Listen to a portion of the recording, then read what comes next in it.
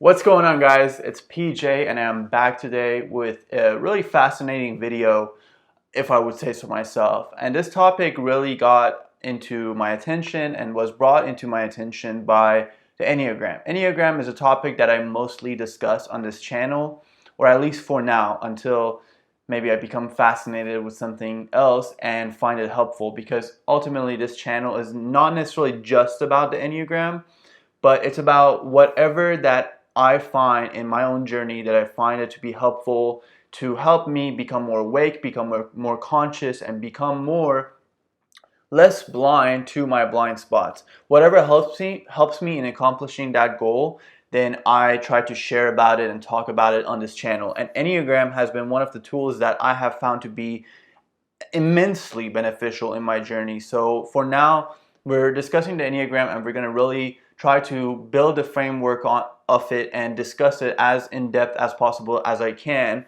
on this channel for you guys. One of the primary things that, well, I wouldn't say necessarily primary, this is something that a more advanced student of the Enneagram gets taught usually, but it's this idea of instincts. And the Enneagram itself, the Enneagram personality typing framework, has 9 primary types. And in those primary types, those 9, you could call them archetypes, those 9 archetypes, they could have a wing, which is what they call in the Enneagram, which means that each type on this circle, so it starts with like 9 at the top and it goes to 1 and 2, and I probably have the shape right here in the video, but basically each type has 2 other types right beside it. So those types are called its wings, and those wings, one of those wings is more dominant. Sometimes it's very rare that both of those wings are pretty dominant in a person, but in most people their type has that primary wing as well. So nobody is pure type. Everybody is type and whatever their dominant wing is. So for example, in my case, I'm a type 9, which is called the peacemaker, with a wing 1, which is called the perfectionist. And so for me, the way that shows up in my life is that my first primary desire in life is to have peace with everybody around me, with my family, with my loved ones, and in my immediate surroundings. Peace is a high value for me as a peacemaker and a peacekeeper, but I also have that perfectionistic tendency, which is, I think, what always drives me to be the best version of myself, to be the best expression of myself, and really ultimately kind of goes back to what a saying by Jesus that says, "Be ye therefore perfect, just as your Father in heaven is perfect." So basically, the way I see that and the way I think about that all the time is, my creator, Father God, so to speak, is perfect. It's perfection, and we came from that perfection. But it's almost like when we incarnate as a human being, which is part of my belief system, we come from source, and then we get into this physical body and we live in this world. We still have a glimmer of that perfection within us, but we get dusted up by so much programming, conditioning, people telling us we're not good enough, our own limiting beliefs, all these things. They dim the light and the brilliance and the perfection that is our essence, and it's the peace that our creator put within us. And it's our job to use these different tools like the Enneagram, like a spiritual path that you have chosen, or rather it has chosen you.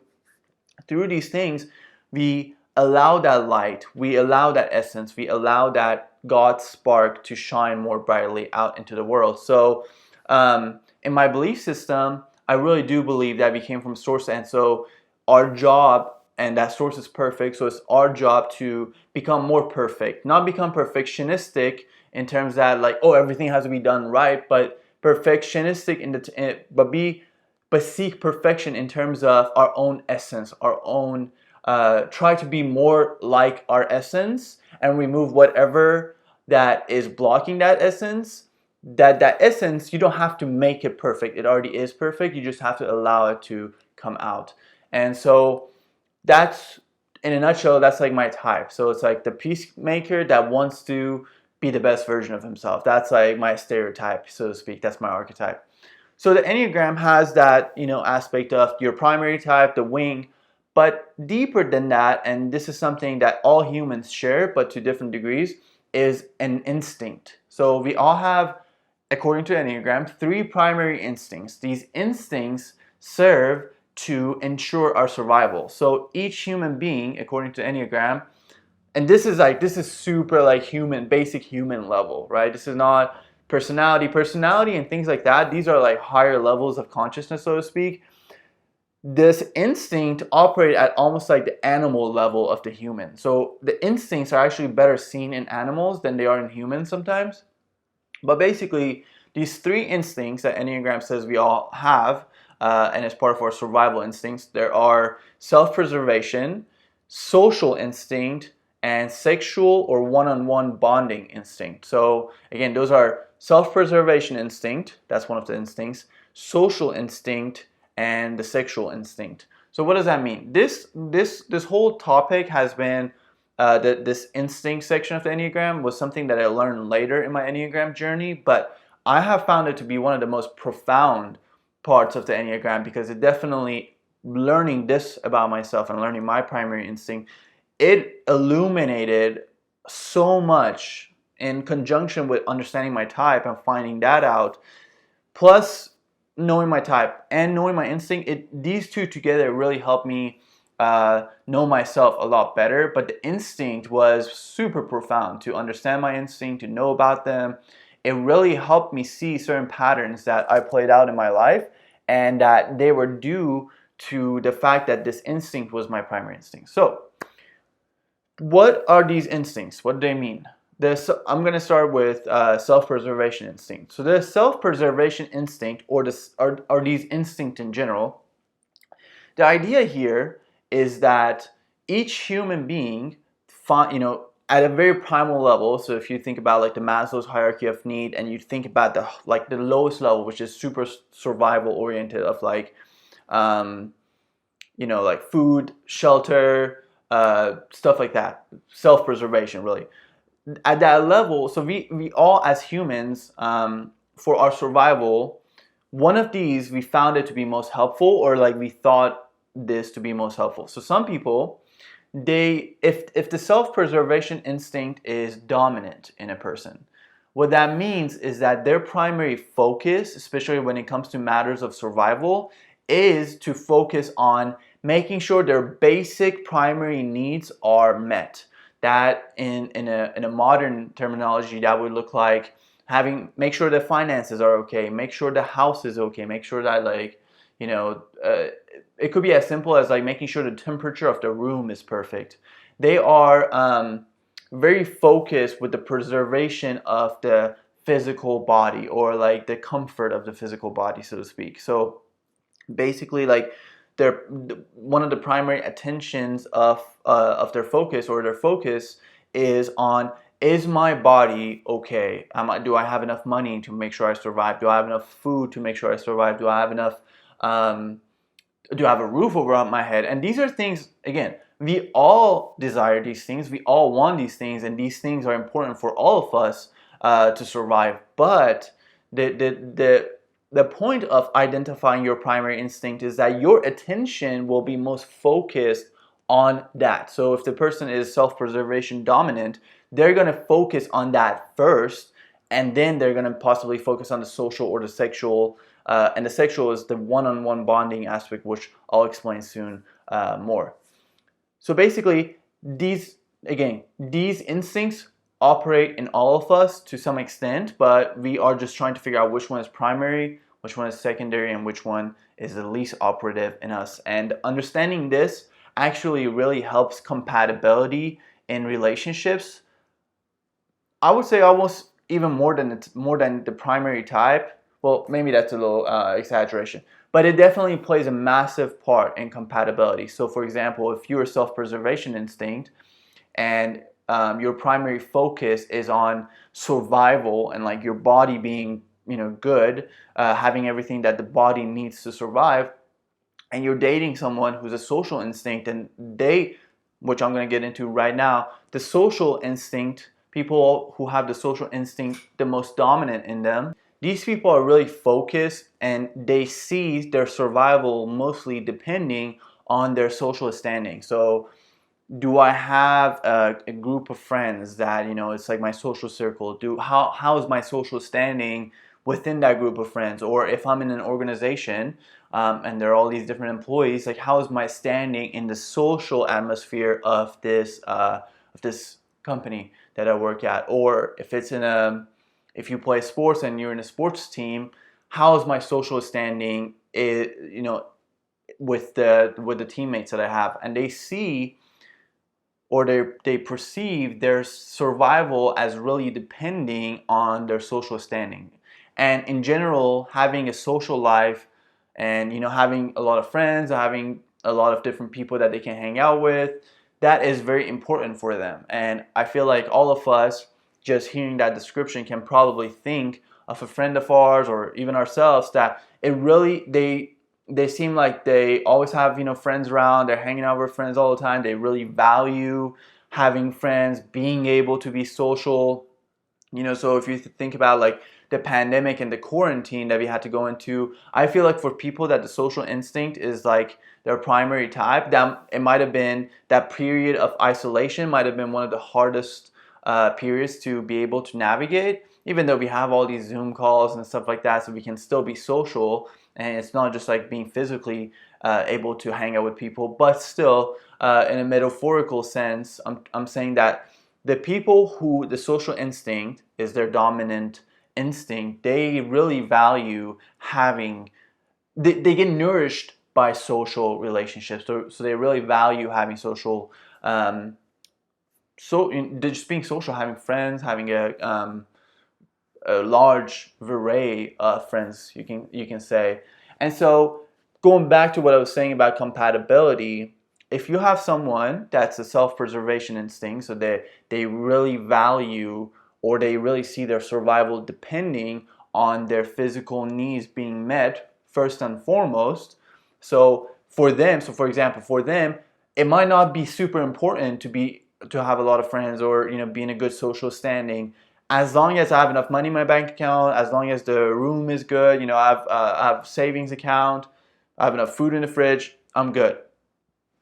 So, for example, going back to the pandemic example, for them, and going into quarantine, for them it might not be as important that they're not able to be social in terms of being able to hang out with people, but they, at that moment, in that circumstance, the questions that are passing their mind super quickly, and first and foremost, is, okay, am I losing my job? Is my job safe? Do I have enough money in my bank account? Do I have enough food? Do I have enough water? Do I have enough toilet paper? All these things are things that person, in this pandemic example, in this quarantine example, that would be their first and primary concern and focus. So going back to the dating example that I was talking about, so if you have someone that's a self-preservation instinct, that's their primary instinct, and you have a social person, so these two are dating, let's say, the self-preservation person might not be able to understand why it's so important for their partner to be social and like have all these friends, when they would rather, they be more focused on like making sure we have enough money, make sure that we have enough food. But it almost seems like to their partner, it's more important to make sure all their friends are good, make sure all their social relationships are going well, their social standing is going well, stuff like that. So that's where I'm not saying you have to be with a person that has your same instinct, not at all. But it's just like it could cause compatibility issues if you're not conscious to it. And again, what I love about the Enneagram is that it's all about making you be conscious to your patterns and behavior, so that you can, through awareness, you can grow out of them, so to speak, or you can not be so controlled by your patterns.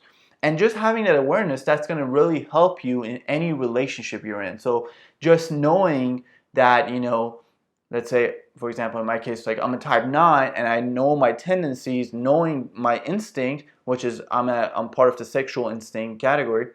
Knowing these things, I can see, if I'm in a partnership, which I am, in my relationship, I can see where those things, where those tendencies, where those patterns are trying to become dominant and run the situation. And just by having that awareness, I can really navigate much more effectively a lot of the situations that might arise in a partnership, in a relationship. So it's, again, compatibility and instincts really do go hand in hand, but just being aware of them really helps prevent a lot of the issues that might arise when we're not aware of these tendencies within ourselves. So let's go to the last instinct that I wanted to talk about, and it's the last instinct that the Enneagram identifies. And this is the sexual instinct, or the one-on-one bonding instinct. They changed the name of it from sexual to one-on-one bonding because a lot of times when people are starting going to workshops or doing consulting, Enneagram consulting for businesses, to go and tell somebody, hey, you're a sexual instinct, that didn't seem like it's appropriate in a work setting. So understandably, or a lot of people want it to be the sexual because they thought that means being sexy, but it's not about that. So I'll explain right now what it is referring to. But the one-on-one bonding instinct, or the sexual instinct, so for a person that this is dominant in, which is myself included, it's really important to be in a solid standing with one primary person that they have identified as the most important person to them. So for example, this in a relationship, this could be their partner. So for them, let's say that the sexual instinct is primary, and then the self-preservation and the social instinct are secondary and thirdly, is that a word? Or third for them.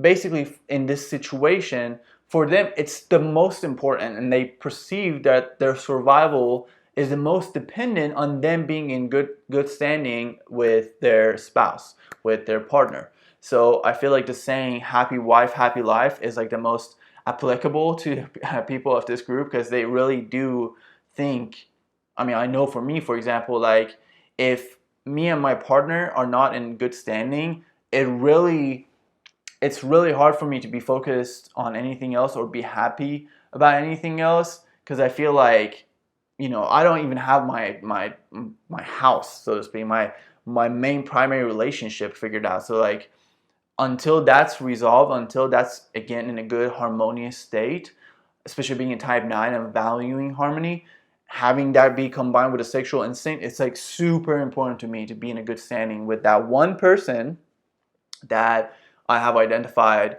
as, my most important person in my life, or in my survival, so to speak. And again, this is not really about partnerships necessarily.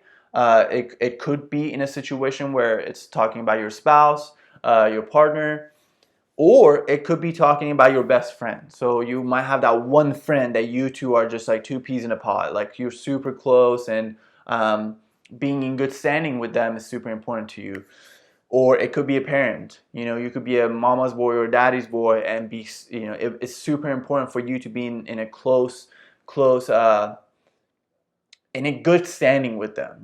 For example, so if your one-on-one bonding, so to speak, is with your dad, it's really important how dad sees you, how dad views you. And this instinct, actually, all of these instincts, they really became the most dominant in our lives very early on in our childhood. This honestly, the instinct is pre-personality. The instinct is more primal than the personality. So for example, the sexual instinct, and bonding, the word bonding, it's like the bonding between the mom, the mother, and the child.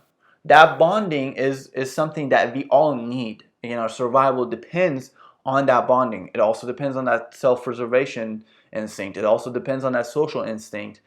And it depends on that one-on-one bonding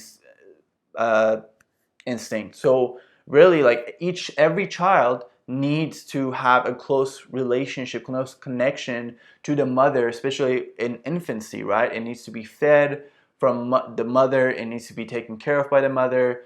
It needs to be just close to the mother. And there are many studies of like just how important it is for a child to be close to the mother, in a physical vicinity of the mother, be held by the mother, like how much that actually impacts a child's mental evolution or mental advancement. really. So it's super important, but for a person that the sexual instinct is their dominant instinct, they're gonna absolutely find that to be the most important thing. So I know for me, like I always had that one close friend, or in the beginning it was like one of my parents. So having a close relationship with them, that was very important. Then it was like best friends, then it's partner, and so it's almost like all my life I've always found it to be like the most important to like have that one close friend or partner that as long as I have that, like I feel the most secure. And again, this all goes back to security. So some people feel the most secure if they're the social instinct, if their social standing is well, is it's in a good place. Some other people, they feel most secure if their self-preservation needs are taken care of. So there's money, food, all that stuff. Um, and we all have this. We all have these instincts, as I've said. I feel like this video, in terms of like understanding the instinct, is pretty straightforward. And it might take some time to identify it. And there's like not too much to say about it. It's one of those things that just being able to observe it in yourself is a game changer. So when I learned this concept from the Enneagram, learning about the instincts, realizing that I am the sexual instinct, I have that sexual instinct as my most dominant instinct, and then my secondary is self-preservation. Seeing how, like, it was almost like the moment I learned it and the moment I even heard the concept, so many situations in my life from the past just fell into place. I clearly saw why those situations happened, or why I was so concerned with them in the way that I was, or why did I find it so devastating or so awesome in different situations. It's almost like, the way I see the Enneagram, it's almost like your past is like this blurry vision.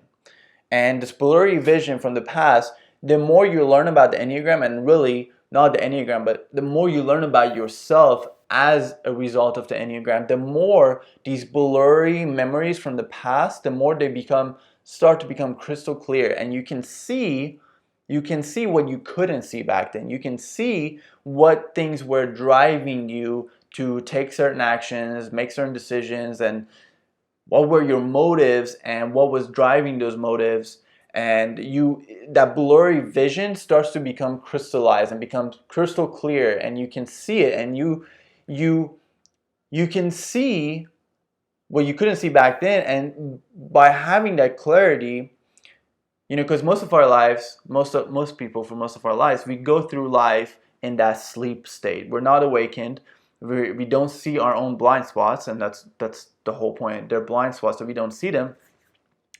And so we have a lot of blurry, you can say, blurry times of our life. The goal is to be awake every single day, be conscious, make choices by using your power of choice. Because a lot of times our personality, our tendencies, our habits, our patterns, they drive our choices, our actions. So we're not really exercising conscious choice. And so just by having conscious choice, just by being awake to our experience in our day-to-day lives, what happens is, in my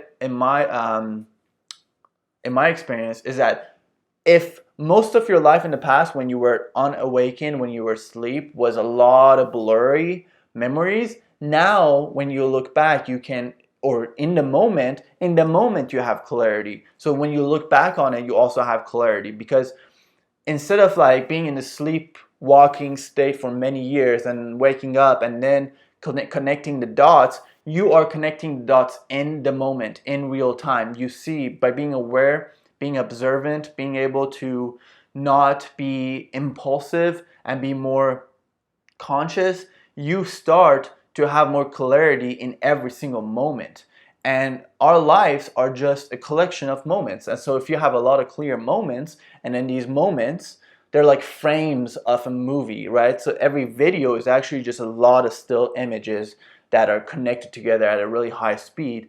So if each of these moments, if each of these pictures are crystal clear, then ultimately the whole video, the whole line is going to be clear. It's going to be crystal clear. And I think that's a really good metaphor. So if you have a lot of these awakened conscious moments, and then they make the video of your life, the picture of your life, the movie of your life, then that is going to lead to a clear video, to a clear movie, clear picture, and clear image of your life, so to speak, you know.